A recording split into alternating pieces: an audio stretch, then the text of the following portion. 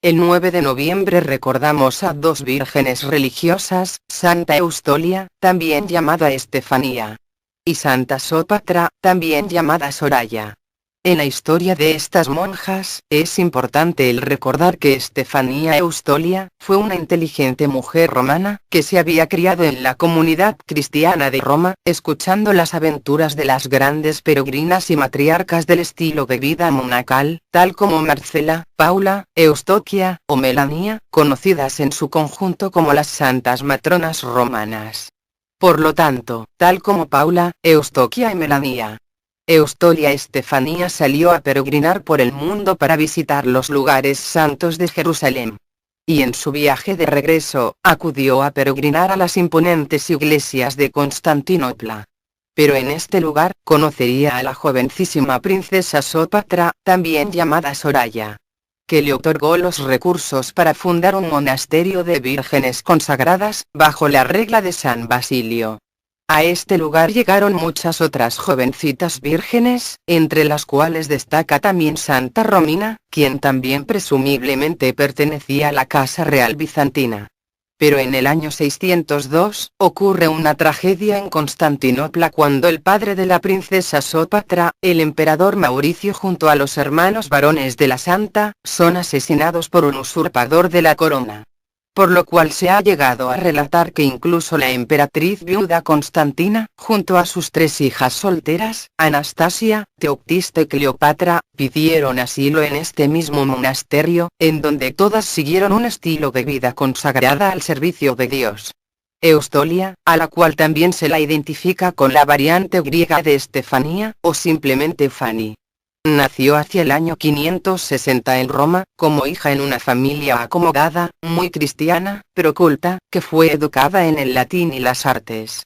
Esta jovencita desde un principio fue una estudiosa de la historia de la Iglesia, se maravillaba leyendo las proezas de las grandes mujeres de fines del siglo IV, en especial, con respecto a las santas matronas romanas, que perfeccionaron el estilo de vida monacal femenino, tal como las santas Marcela y Paula. Pero también se instruyó en la vida apostólica de acción que había realizado Santa Fabiola, la fundadora del primer hospital en Occidente. Y también la vida de oración y silencio que siguieron las santas Lea y Eustoquia. También, se llenó del espíritu aventurero de grandes peregrinas de la fe, como el caso de Melanía la mayor, y su hija Melanía la joven. Aunque también esta cualidad de peregrinas, la compartían también Paula y su hija Eustoquia. Todo esto motivó el desarrollo espiritual de la joven Eustolia, o Fanny, como también la habrían llamado familiarmente. El momento de cambio, fue cuando quedó huérfana de padres, y como ya no podía seguir soltera en su ciudad, porque no era aceptado socialmente una mujer soltera en edad casadera en los finales del siglo VI. Entonces, tomó sus pertenencias y siendo poco más que una veinteañera se fue a peregrinar a Jerusalén, en el año 582. Para encontrarse con su destino espiritual visitando los santos lugares de la Pasión de Cristo. Un año estuvo peregrinando en esta tierra santa, conociendo las iglesias de la Natividad en Belén de Judea. Conociendo los lugares de Betania, la tierra de Marta y María. Las riberas en donde predicó San Juan el Bautista. Y en Jerusalén, visitó el Monte de los Olivos, siguió las estaciones de la Pasión de Cristo. Visitando los lugares de la flagelación, de la coronación de espinas, y el lugar de su crucifixión en el monte del Calvario. A fines de ese mismo año 582, acude a peregrinar a las imponentes iglesias de Constantinopla, como Hagia Sofía, o la iglesia de Santa Elena. Al llegar a esta ciudad, ya se hacía famosa como la peregrina romana, que visitaba los santos lugares. Y asimismo, es como conoce a la princesa Soraya Sópatra, una de las hijas menores del emperador recién nombrado en el año 582, Mauricio. Esta muchacha jovencísima que para entonces no tenía más de 15 años de edad, pero estaba decidida para convertirse en una virgen consagrada al servicio del Señor. Si bien, su padre no estaba completamente convencido, finalmente como tenía otras hijas en edad casadera y siendo un hombre cristiano, le pareció justo el entregarle a una de sus hijas al Señor. Pero aunque la princesa tenía los medios para fundar, carecía de la experiencia y capacidades suficientes para iniciar una sociedad femenina. El momento llegaría en el año 583, cuando Eustolia, buscando iniciar un proyecto de vida consagrada bajo la regla de San Basilio, es financiada por intercesión de Soraya, fundando un convento en honor a Santa María Virgen, en la ladera de la colina Quinta de Constantinopla. La planta, que fue edificada por orden del emperador, estaba al norte de la cisterna de Aspar y había sido utilizado hasta entonces como un cementerio abandonado. Eustolia se destacó desde el principio por una vida monástica virtuosa y estricta en el cumplimiento de la regla de vida, lo que le ganó el amor y el respeto de las otras hermanas. No solo los monásticos, sino también muchos laicos acudieron a ella en busca de consejo y consuelo. Si bien en el convento también vivían otras mujeres de la nobleza bizantina, como por ejemplo Romina. Lo notable era que la propia hija del emperador se convirtió en una monja humilde, amada y respetada por las hermanas de su monasterio, admirada también por los laicos. De Santa Eustolia, se recuerda que decía: yo siento todo hermoso en la obra y la palabra del Señor, abandonémonos a la palabra de Dios, habiendo adornado nuestras almas para recibir a nuestro Señor y Esposo con hermosos adornos, para que Él se sienta feliz con nosotras. De Santa Sopatra, se recuerda que ella solía decir: adoremos humildemente el trono del Padre, el Espíritu y su santa palabra. Tenemos solo esta corta vida para ofrecerle obras, piedades y oraciones a nuestro Señor. No la desperdiciemos. Eustolia, Estefanía, vivió en Constantinopla durante el reinado del emperador Mauricio, que gobernó entre los años 582 hasta el 602.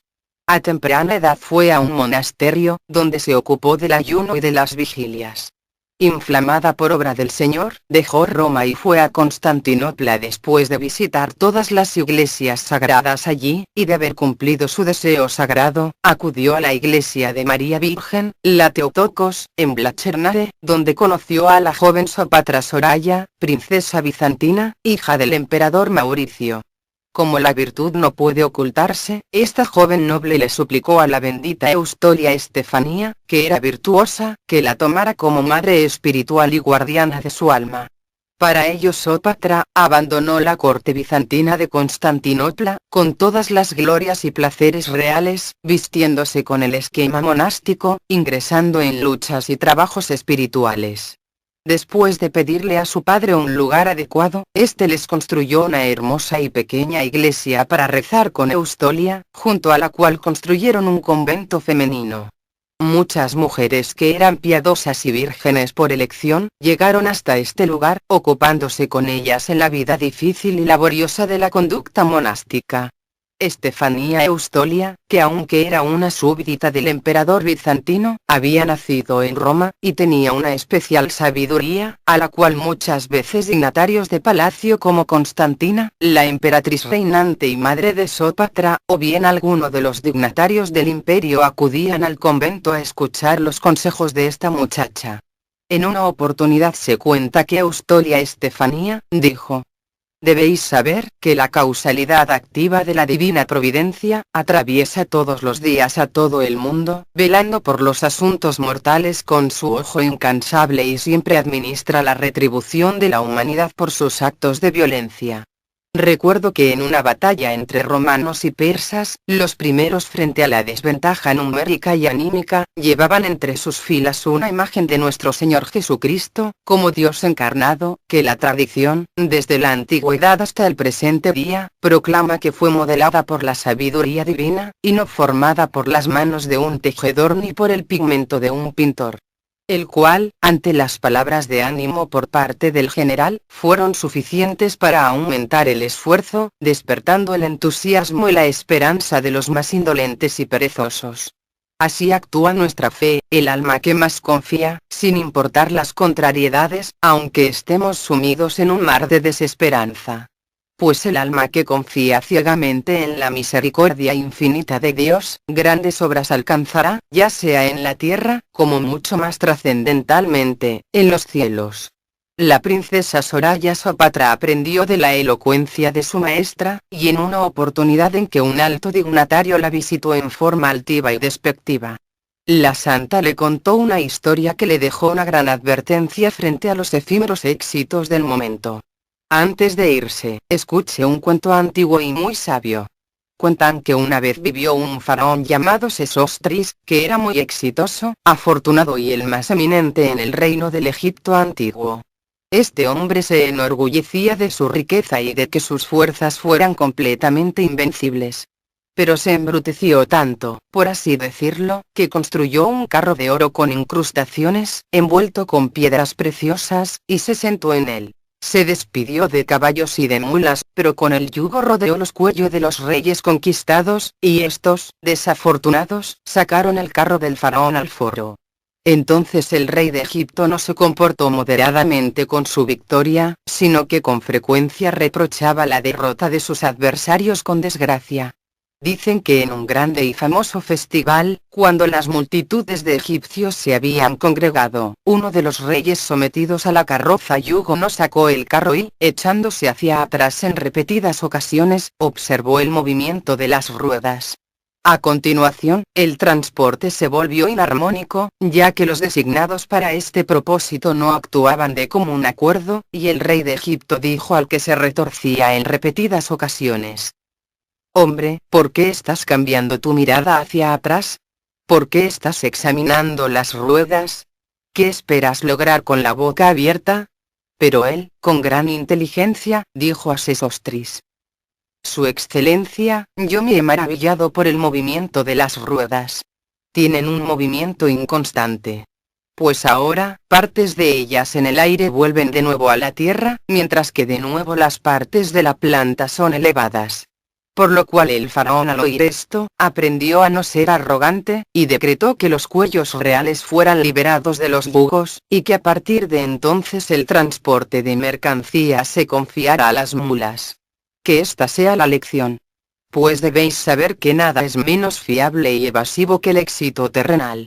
Así que mala política es el guardar valores y bienes en esta tierra, pues lo único que importa es la vida venidera, en donde nos espera nuestro Señor Jesucristo.